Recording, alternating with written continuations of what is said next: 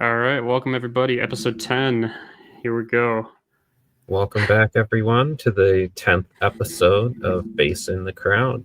hmm for today's episode, this is kind of like a combination of facing the crowd, facing the pew, just because what I had prepared was primarily faith discussion, theology discussion.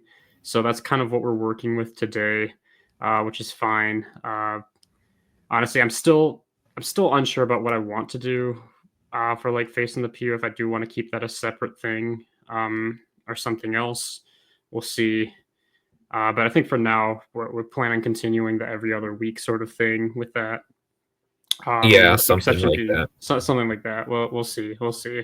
But so this is also kind of going to be like maybe more of an all over the place type episode, not necessarily one continuous topic. Hopefully that's fine. First, we got some tweets to go over on some of this stuff. I have I don't know, what is this, 4 or 5, whatever. We're just gonna kind of go ahead and discuss some of these. Let's see. Let's start with this one. This one I thought was a really interesting take. Let me get this up here, like that. Okay, so so this is a take from someone named Laura, presumably, who seems to be a recent convert to Christianity, but from atheism, she mentions verging on anti-Christian. Um, but she's asking people about this whole emotional aspect of the faith.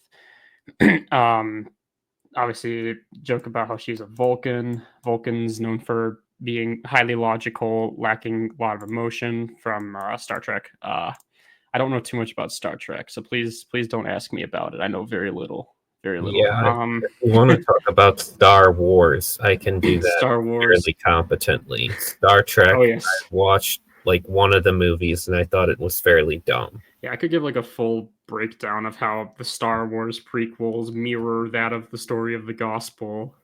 That'd and be a good and oh my movie. gosh, I love the politics and the religiosity of Star Wars. It's so fascinating. Even if like I'm not much of a super fan of the actual like movies and stuff, I like those like the meta narrative and within it. Anyways, back to this. um. So and so I mean I think it's kind of interesting because I think to a certain extent I respond. You can see my reply to the bottom. I don't think it's a perfect reply. I thought I just gave my perspective, but I want to amend on that a little bit. So first of all, I think that there's a sort of idea of this emotional connection to the faith that's seen, especially in a lot of your mega churches, maybe your more Pentecostal churches, that I just don't think is an absolute necessity for the faith, and it might be even makes some people worried, like, oh, I don't feel anything during contemporary worship song number 53. Is something wrong with me? How do I end up uh, connecting to God at an emotional level? Now, the challenge is that I think that obviously it makes sense that there should be at least some level of emotional connection there. The idea of faith is not based in logic, so there has to be at least something there. I just don't think that it's going to manifest itself in a way that someone like Laura might think. Yeah, when I look at this tweet, my first instinct, and I don't think it's an entirely healthy instinct, is to say your Christianity does not need to be emotional at all. And I think that's largely a reaction to kind of like the non-denominational Baptist-Costal church I was Right. attending for a while and kind of getting disillusioned with just that style of Christianity. Yeah. But I do think it's ultimately a bit more harmful to say Christianity doesn't need to be emotional at all, because I don't think that's entirely true. Right. Like Right. what I don't think Christianity needs to be is like dancing and waving your hands in the air during a performance of Waymaker or whatever. Right. Like if that's how you connect with God, then that's awesome and you should do it. but like that's Right. not how I connect with God. So Mhm. for me, what emotion in my Christianity looks like is oftentimes more like reading a devotional and being kind of quietly overcome by how powerful God is, or Right. just going through my daily life and having like very technical theological thoughts and being kind of impressed by just how awesome God is because of Right. those theological thoughts. Like it's a very different kind of emotion than you're seeing in Mhm. the Baptist Church, but I don't think that makes it Right. any less Yeah, and I emotional. think, and obviously I don't know this person at all, but I think that she Right. probably does have some sort of emotional connection, like you're saying, that is a little bit different than might be Sure. portrayed in the culture to be the norm within the church. Obviously, the mega churches are somehow considered the norm in a lot of ways. That's what seems to Mhm. be publicized a lot. Obviously, they have the benefit of their worship bands writing their own music and playing them on the radio. So, like, pretty much every Christian's heard of places like Bethel and what else, like Elevation, just because from their worship bands. Even though Yeah. both of those churches I have significant issues with Mhm. their theology. So it certainly is challenging.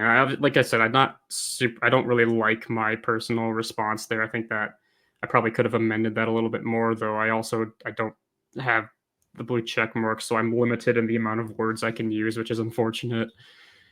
um, it's actually it's starting to get on my nerves a little bit. Just sometimes you have to elaborate a little bit more, but Yeah, that's yeah, I guess like for me, I mean, yeah, kind of like even just like reading scripture can be a form of emotional connection to the faith, or even just being in like the understanding of your position within the gospel as a sinner, being saved mhm. from your sin, even like a realization from that can be considered an emotional connection. So Yeah. I think, and I mean, like this has what 2.5K likes, 2.4K comments. I'm assuming that most of the comments are probably saying similar things. I haven't really looked too closely at them. Um, Maybe. but I don't know.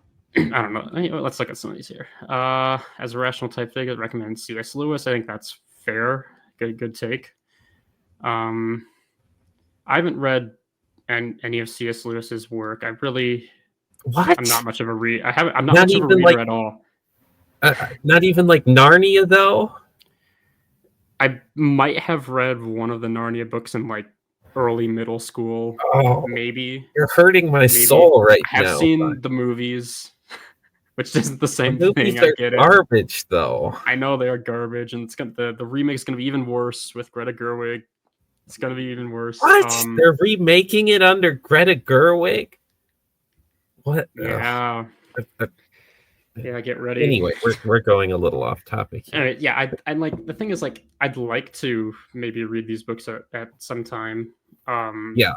I'm just like it's very rare that I pick up any book other than the Bible and just read it. Yeah, Like I probably have like I don't know, like 4 books in my room that are not like textbooks or the Bible, and like I don't think I've read those 4 at all. So, um, I need to get around to that. I think I've heard really good things about a lot of his books, yeah, especially they're some good of his books and they're very fairly popular easy to read. theological books. Yeah, yeah. So Um, going back to like the doesn't tweet have to be itself emotion here a based little again. bit. Yeah. Yeah, It looks like the comments are about half and half split between like what we're saying it doesn't have to be emotion based, sure. Yeah, and it the doesn't have other to be half is emotion the based. people like trying to invoke some kind of emotional response from the woman or something, which like Right. fine, whatever. Hmm. But what I'm interested in the initial tweet is kind of that last comment she made about having trouble submitting to God's will. And Hmm. like I don't want to do That's like a interesting. I don't want to do like a psychoanalysis of this woman's faith or something, but to me, like it doesn't entirely make sense how those things are connected. The only thing I can kind of make of that is she's thinking like because I haven't submitted to God's will in some way, I'm not feeling emotionally connected to him. Right. If that is the case, I just think that's incorrect. Yeah, I think That's not yeah, I how mean, it works. obviously, like, she's clearly a new Christian. She was not Yeah. raised in the church like us, so it's fair to assume that you're going to have misunderstandings or lack of understanding on a lot of topics. I think, and Right. I mean, like trouble submitting to God's will, like that could mean a lot of different things. Mhm. But it is kind of it shows like kind of like yeah maybe she's this is clearly a struggle for her, and it's something that might like remove itself, be resolved through her deepening in her faith, reading scripture, whatever that might look like. She might just have to Sure. find something that gets her a little bit more connected with God, even if it's not necessarily what she would have expected initially. Right. Yeah. Good with that one. If you wanted me to, and I don't recommend you let me do this, but I could go on a rant about how I think the theology of Karl Barth and the philosophy of Soren Kierkegaard have led to this kind of anti-intellectual, emotionally laden version of Christianity in evangelical circles without anyone actually realizing that that's where those influences come from. But that's like a really technical rant, and I wouldn't actually know what I'm talking think about. So let's not the episode go 2 hours. Okay, that's fair. I think, yeah, there's definitely a discussion to be had regarding that. There's definitely like it's very clear historically there's been a shift from the more, I guess, like deep theology to the more emotional type of church. Yeah, and also kind of the belief that like reason and faith are mutually exclusive or separate somehow. Right. I don't think Yeah. the case. Mm-hmm. Yeah. It's a challenge for sure. Let's see, which one should we talk about next? I guess we can talk about this one. Let's pull this up. Okay. So the main tweet's gonna be this one. This is a response to Skeletor, it seems like. I guess. And I thought this was a really I think this is probably like one of the best ways of wording the particular issue with this specific verse challenge within the complementarian system the Bible lays out. It's because like the thing is like when people talk about this whole like submission issue, um, most of the time it seems to be either men being obsessant with submission, which is probably going to come like from like your Andrew Tates, your red pillars, but oftentimes forgetting the loving aspect of it that you should love your wives. And then of course the second verse is going to be like your typical um, modern feminist who has a big problem with this idea of being under the authority of their husband. Right.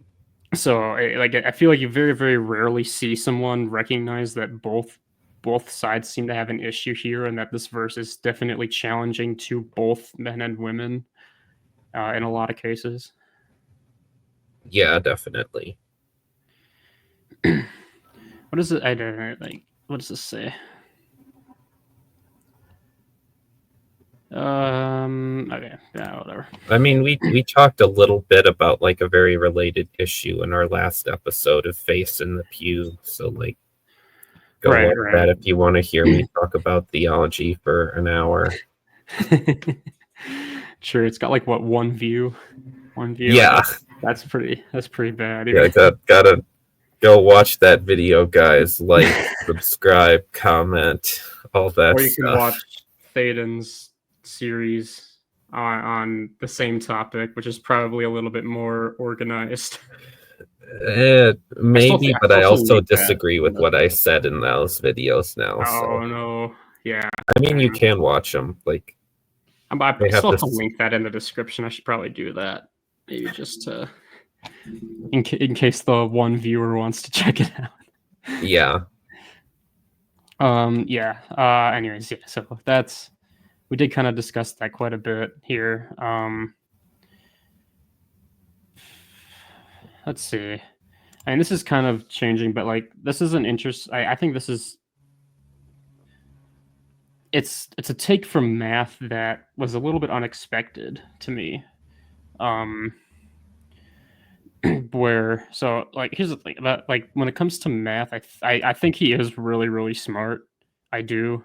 I think that he has an awareness of things in the world, has better pattern recognition than a lot of individuals. I think that he's missing the one piece, which is his faith. He Mhm. is what do you want to call him? Uh, I he's don't know deistic his at views as best. I well would as you. say. I would Sure. say deistic at best. Um, but I think that he has a pretty good take here, and I mean this I think is a very straightforward take.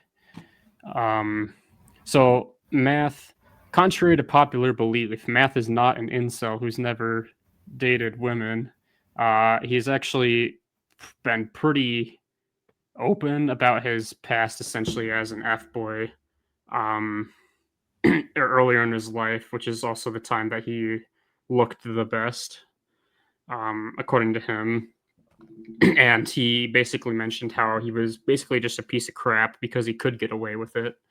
Mhm. And now that he's older, I think gosh, I can't remember. I want to say he's 40, which is a lot older than I expected when I Oh first. wow, yeah. Is that right? I feel like he mentioned that at some point in one of his videos. Like he's like, I mean, my first assumption, I guess, when I like first learned about him was probably like late 20s, early 30s. But nope, he is I think 40. I could be completely wrong. It could be 30. You're probably right. I I think trust I'm you. pretty confident about. I'm pretty confident about that. And now, obviously, he makes content primarily rebuking modern women for their um, poor behavior regarding the modern dating market. I guess you could say. Though he does also call out men as well, Well, yeah, which is pretty something much that everyone in the modern secular dating market deserves to be called out for essentially acting like a piece of crap 99% of the time. But that's true. yeah, That's true. and I guess he's the one to do that calling out since he was in that Right, and I scene think and knows it's what so it's It's like it's really interesting to hear a perspective from someone who does not adhere to a specific religion, was very rebellious against the values religions built up, and then Mhm. eventually comes to the realization that those values should have been in play and are generally positive for society. And like, I mean, I think there is a pretty strong argument to say that if like the West returned to Christian sexual ethics, that a lot of problems will be solved, at least like relationally, how we relate to one another, or even just Yeah, like the I dating think market would so. get fixed, if that was the case. Do I have evidence to back that up? No. I just have obviously like how would you implement that first of all? Has the damage already been done? But like we'll just say in a perfect society, if we just go back to revert to Christian sexual ethics, then that whatever. um, yeah, so I think so. What Math has been very clear about is he basically says, in a lot of his stuff, is that he just kind of looks at reality objectively, and he sees sort of he sees religion as a way to explain, or in some cases enforce, this sort of objective set of morality. We're going to get into his morality post as well, which is going to be a headache, but uh, Yeah, so I think for that now, just about. I think this is a good post. Obviously, mhm, I think saying we wrote them all down and based everything on them for 2,000 years is arguably kind of historically inaccurate because, on the one hand, I think those morals have been around for longer right, than 2,000 years. And on the mhm, other hand, I don't think they've been consistently followed for those true, 2,000 years. I mean, just mhm, look at sexual yeah, ethics in like Greece or Rome. It was for sure. crazy. And like obviously, it's like the sexual restriction is a thing even in a non-Christian cult. Like this is not an exclusively Christian idea. This is not even like a Abrahamic faith cultural idea. Even a lot Yeah, of like Asian countries, for example, still have very very strict sexual ethics to follow. right. even if they may not have had the historical footprint of an Abrahamic tradition. Of course, this is like a lot of people don't want to hear this, and I think that's unfortunate because they're probably going to find out their mistake a little bit too late. Yeah. Obviously, like there's the one statistic, like whatever it is, like 40% of women will be single and childless, whatever, by whatever year it was. I can't remember. It's kind of crazy. And I think that obviously, I think that the sexual revolution to bring sexual freedom basically is a start of the slippery slope for a lot of things. I would argue that I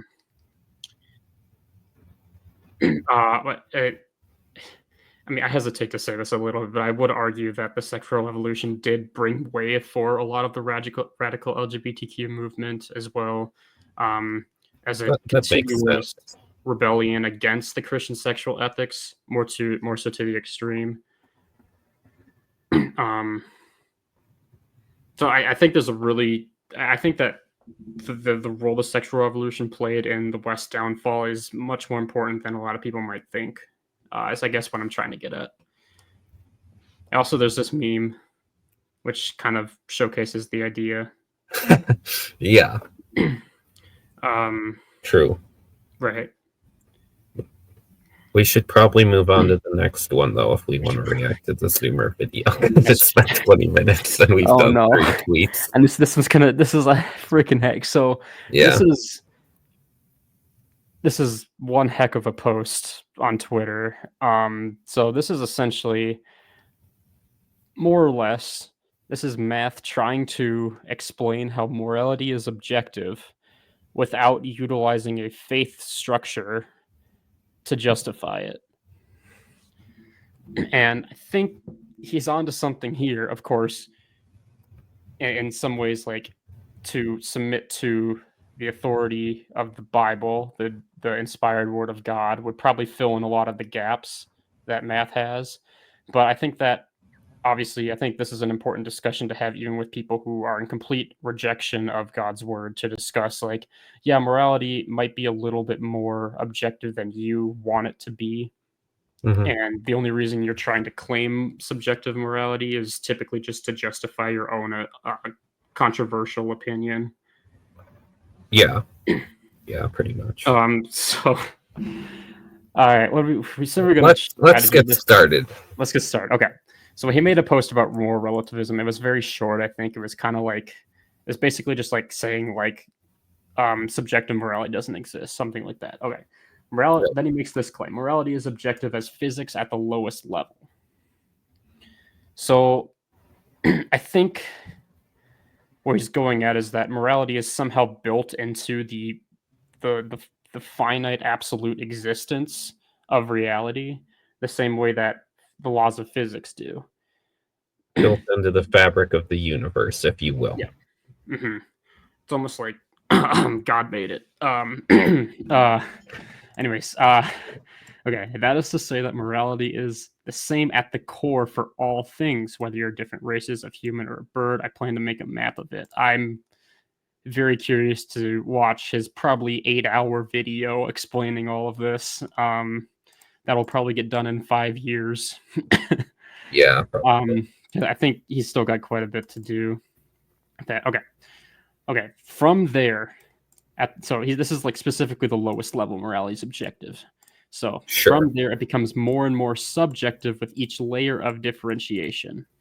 I think if my interpretation is that just means like as you get more into the gray area, there are like the existence of perceived gray areas, I guess.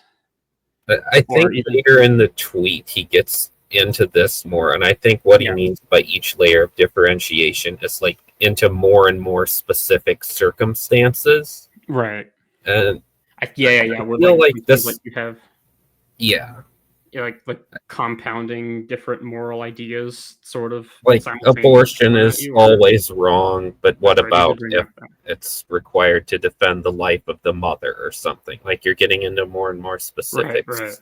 So it's getting more and more complicated. Yeah, I think that's fair. Okay. Moving on. Go back. I have one more comment. Okay, you do. I'm sorry. All right.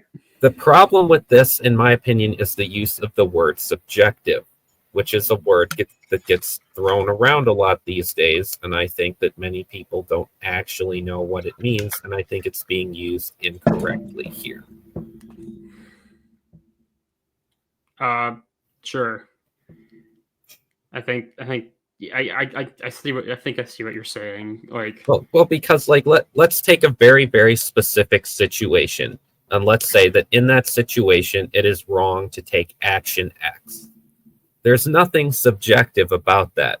In that situation, it is always wrong to take action X. Now, in a different situation, perhaps it would be right to take action X, but that does not make it subjective. It's still entirely objective. The morality is still entirely objective in that there is a right and a wrong answer that is not subjective, that does not differ from individual to individual. So I understand what he's saying, and I agree, but I think he's using the wrong word. I really liked your breakdown of that. I think that's good. All right.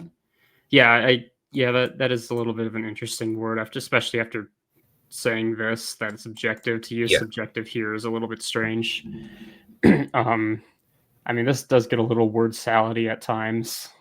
Yeah, definitely. Okay, anyways, next paragraph. So even though morality itself, the same for me and my neighbors and for people in a village in Laos, the way that we apply that morality to who and what we are and what our conditions are is what makes it different yet still valid. Which I think is kind of saying what you just said. Yeah. Sort of like different situations, different people, different circumstances could warrant slightly different reactions, though the morality at the core is still the exact same. Right. Like it's generally wrong to kill. But there are situations in which, in self-defense or war, killing is necessary and even right and good because the situation demands it. That doesn't make it subjective. It's just different circumstances, and I think different circumstances is just what he means. And he's just using the word subjective because it's like a modern day buzzword and not actually thinking about what it means. Probably. Okay. Then he kind of goes back to this idea of using other forms of science, like chemistry. He used physics before. So morality is objective, like saying chemistry is objective, which is true. Chemistry is objective. Like it absolutely is. You can't just magically like summon a new element by mixing whatever the heck you can think of. Like,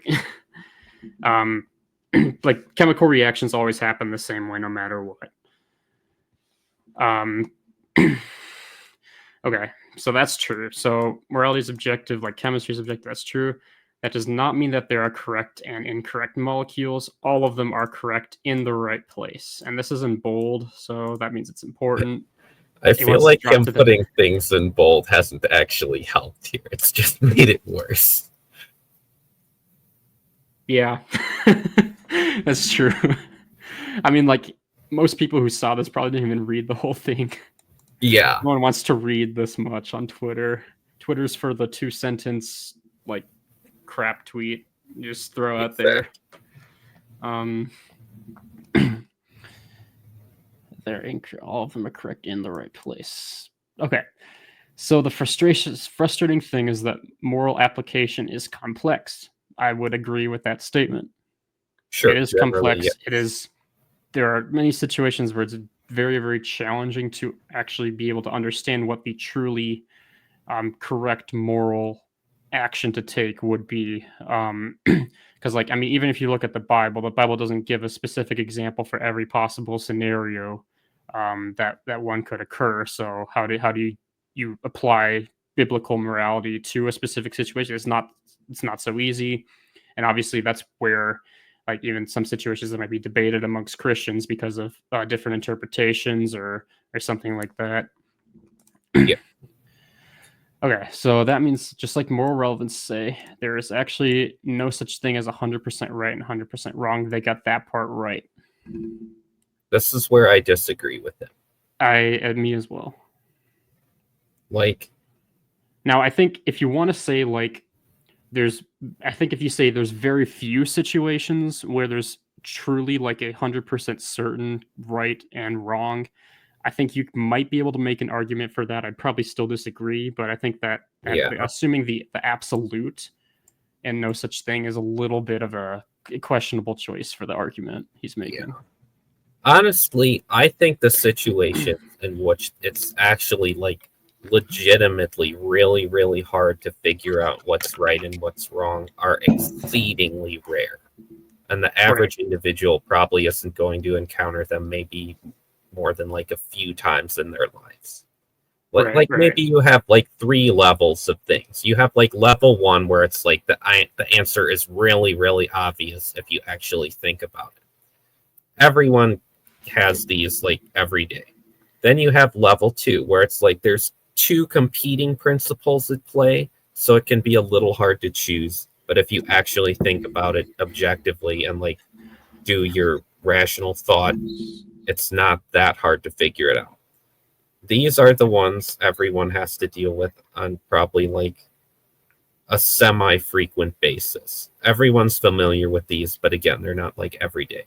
And then you have the ones where it's like legitimate potential moral conflict where you're actually like really not sure what should happen. And these are the ones that I think are really, really rare. Right. I would probably agree. And of course, there's also the challenge is that just even if you know what is the right or the wrong, it's still very much possible that people would choose the wrong just because of the human condition of being sinful. Right. Which also makes it somewhat challenging. Is like if everyone always did what they knew was right, or according to the Bible, that like we'll just assume biblical morality is the objective moral standard because we're Christians, so that's what we live by. Then if everyone actually followed that, then we wouldn't have like a lot of these problems in society. But the problem is we don't, and this is very, very apparent. So I think I just want to add that caveat in there. Yeah, I think that's true. And okay. I think you mentioned at the start of the video that like this looks like him trying to wrestle with objective morality without having that really strong center point of God to it. And I feel like that's what we're kind of seeing. He wants to say that morality is 100% objective, but when he doesn't have the character of God to ground it in, I think he's essentially judging morality based on the results of an action implicitly, and this is why we get statements like in this next paragraph, you can have 99.999% gold and that last 0.01% is wrong. I think that's only true if you're judging morality based on the results. Like if it's grounded in the character of God, it's either consistent with the character of God and therefore right, therefore moral, or it's inconsistent with the character of God and therefore wrong or immoral. It's a binary. If you're judging it based on results, then sure, you can have these random percentages, but that's not real biblical morality, and it can never be objective. Mm-hmm. All right. Okay. So, yeah, I think that's good. And we'll get to this paragraph more later. So, first of all, he does say that the moral relativists got something right, which, of course, we disagree with. But then he says there's something that moral relativists are wrong. And when they say morality is determined by perspective. Which I think that's certainly true. Like each individual's personal circumstance or their point of view is not going to be able to change what the objective morality actually is in that specific scenario, even if their perceived action, the perceived right action that they take may not always align with the objective morality. Mm-hmm. And uses abortion as an example here, which I think is probably a pretty good example. This is probably one where it's probably like as 50-50 as it gets on the moral issue, as far as like the political discourse of it is. So I think that's a smart example to use. Of course, like that probably would be like a go-to example for anyone invested somewhat into the culture war, modern politics. Yeah, probably. All right, so now we get to this. What does he say? Okay. Okay, it's actually the purity of rightness and wrongness. So just like you can have almost complete pure gold, but you have a little bit that's not. if you apply this to abortion, you can figure out how right and how wrong it is, just like you can figure out how pure gold is.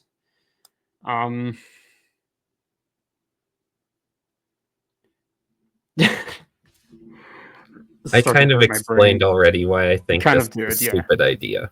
I think, yeah. And then he goes here, and then this kind of goes back to the core of morality. Remember, the core is where he was just like, okay, morality is objective at the core, at the lowest level, is what he was talking about. So he's just saying once you understand how objective morality is at the bottom, it clears up a lot of arguments and squarely places responsibility for outcomes on whoever had the right to make moral choices. I don't know if it clears up a lot of arguments, just because, like, yeah. Like, I mean, if everyone was in 100% agreement on math's take, then I think that you could, that would make sense to say. Obviously, sure. I do agree with the idea that, like, moral responsibility is put on whoever has that specific moral choice before them. I agree with that. I'm just not sure about the clears up a lot of arguments part of it. Yeah. And then we come to the last part of this tweet where he's just like thrown in this like he kind of just, this is where he went from his seemingly smart idea and then kind of applies it to his own personal agenda, you could say. Yeah.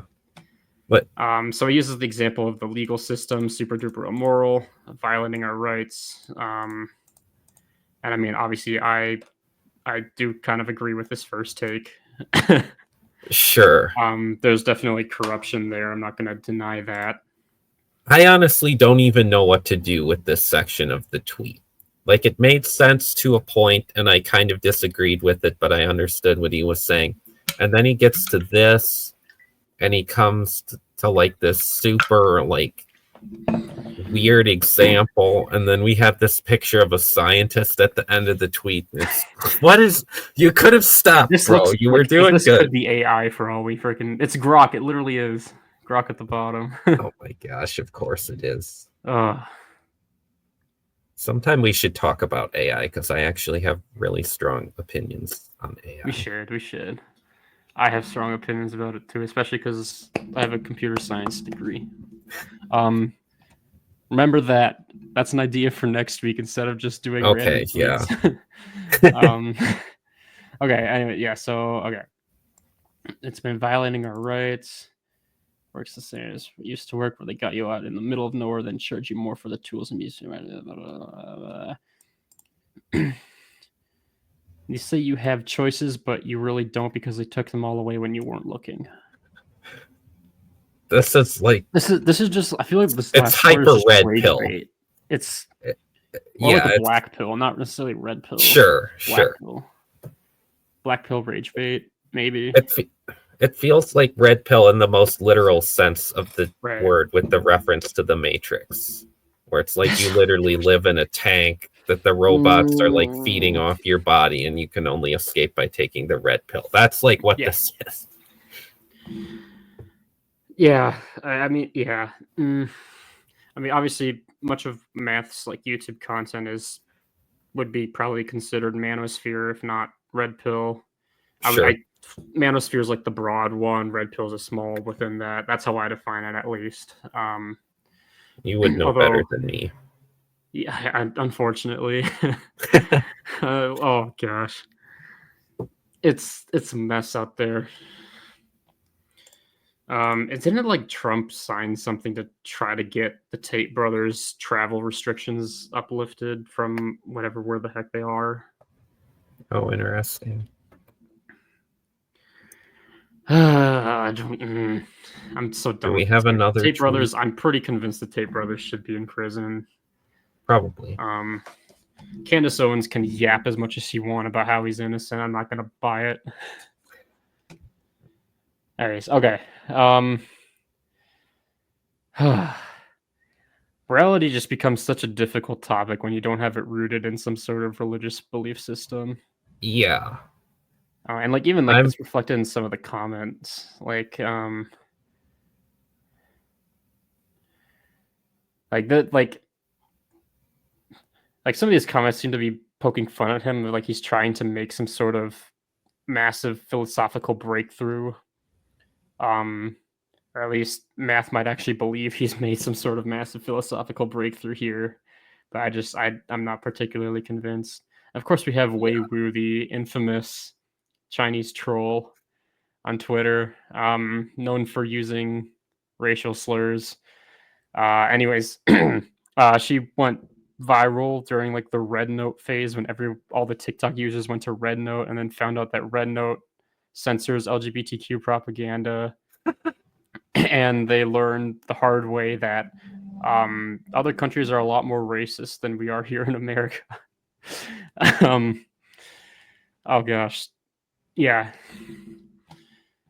Anyway, whatever. Okay, let's continue here. We're at 40 minutes already. So, do we have any more tweets? No, that's it for tweets. I'm done with this tweets. Here's what I propose. We take this and we make this face in the crowd. And then we do maybe like a 15 to 20 minute segment reacting to Zoomer's video, and that's face in the pew. Sure, let's go with that. That's pretty good. Nice. We're discussing. We I'm don't not edit this part out. Yeah. Care. We don't edit these, obviously. We don't. I don't. I mean, the goal is to eventually live stream these. Maybe someday.